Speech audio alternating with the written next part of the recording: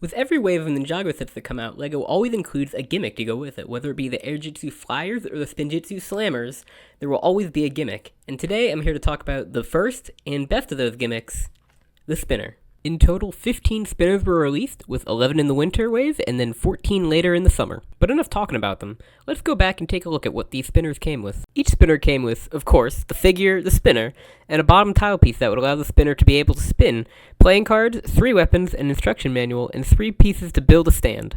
The figures you could get spinners for were Kai, Cole, Vane, the starter set, which came with both Jay and Frank Jaw, Chopov, Bonzai, Crazy, Cole DX, Vane DX, Nia, Knuckle, my beloved, Cruncha, Whiplash, Sensei Wu in his special black outfit, and of course, Garmadon. If you went to any store at this time, though, you would see a ton of the skeleton sets. Come on, be honest, what kid is excited and eager to go pick up his very own Cruncha spinner? But how do you play the game, I hear you ask? To which I say, what's wrong with you? Nobody ever played the game like it was intended. Game revolves around trying to knock your opponent's minifigure off of their spinner. Doing so would result in that character losing a weapon and having to give it to the winner. I can tell you from experience, though, that the skeletons go flying off their spinners way easier than the actual normal minifigures.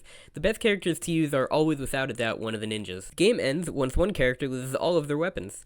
There are also cards that can be played that grant players abilities such as raising their spinner up by 1 brick, or allowing a character to hold 2 weapons for a turn. I don't know a single person that ever played with the cards though, as the whole card game thing was just too complicated to understand as a 7-year-old. As a kid, I would usually just spin the spinner at the skeleton standing up on a base plate, which using this as an opportunity to talk about this, because this is the last video I'm making about the pilot season in Ninjago, but the skeletons had the worst leg pieces of all time.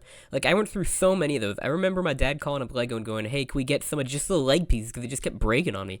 And Lego the poor guy was like, yeah, we know, it's a big problem. Like, why wasn't it fixed, Lego? Why wasn't it fixed? Anyway, please comment down below if you have any Lego skeleton leg stories to make me feel validated about this, so it's not just me that's crazy. This was how I got most of my Lego Ninjago minifigures back in the day, though. Instead of buying the sets as a 7-year-old with no money, that provided an easy, affordable option for children to get their favorite characters that, unfortunately, we don't really have anymore. Usually the spinner gimmick sort of sets that they sell now don't really have the ninjas that come in the sets that are in the suits that they have for that season. Usually it's a special type or another version of the energy true potential type of suits. And personally, I miss this, being able to go and get the full line of the ninjas in their suits for that season for just $40. That is not to say that the spinners from 2011 are perfect though. There was much left to be desired, such as the ability to further customize them and build on them, as this is LEGO after all. The 2011 wave solved these problems and more, as well as providing many great new characters and spinner exclusive versions of pre-existing characters.